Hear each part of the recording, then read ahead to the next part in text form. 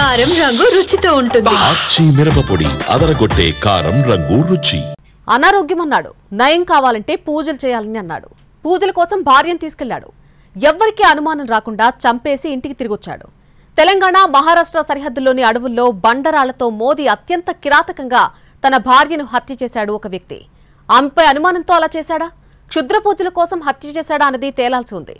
ఆదిలాబాద్ అడవుల్లో మహిళ హత్యకు సంబంధించిన మరింత సమాచారం మా ప్రతినిధి సారంగపాణి అందిస్తారు.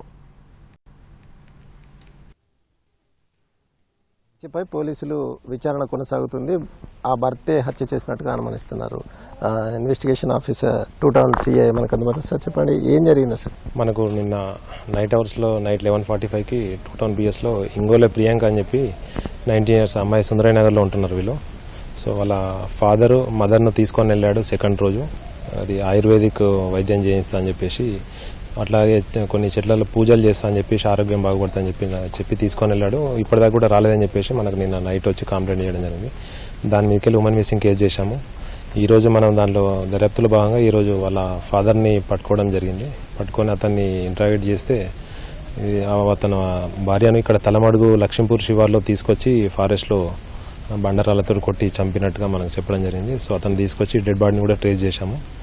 ఇది డెడ్ బాడీ మొత్తం కుళ్ళిన పరిస్థితిలో ఉంది. దాంతో డాక్టర్స్ కూడా ఇక్కడే పిలిపించి ఇంక్వెస్ట్ మన పోస్ట్మార్టం ఎగ్జామినేషన్ కూడా చేయిస్తాము. ఏంటి సార్ కారణం ఏంటంటే, ఎందుకు హత్య చేశాడట? అనారోగ్యం ఉంది భర్తకా భార్యకా? భార్యకు అనారోగ్యం ఉంది. సో అతనికి ఆమెకు ట్రీట్మెంట్ చేయిద్దాం, ఆయుర్వేదిక్ వైద్యం చేయించాలి, పూజలు చేయించాలని చెప్పి ఇంట్లో నుంచి తీసుకొచ్చాడు అతను. అంటే ఏం కారణం ఏమని తెలుసు?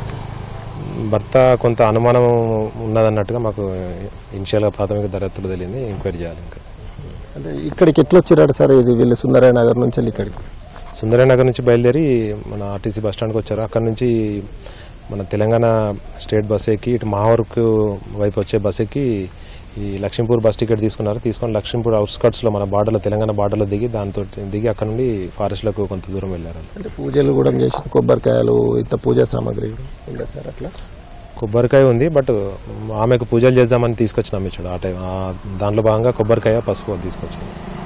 కుటుంబ సభ్యులు అనారోగ్యం ఆయనకున్నది, పూజ చేద్దాం భార్య భర్తలు అని అంటున్నారు. అట్లయితే మా దర్యాప్తులు ఏం లేదు, ఎంక్వైరీ చేస్తాను.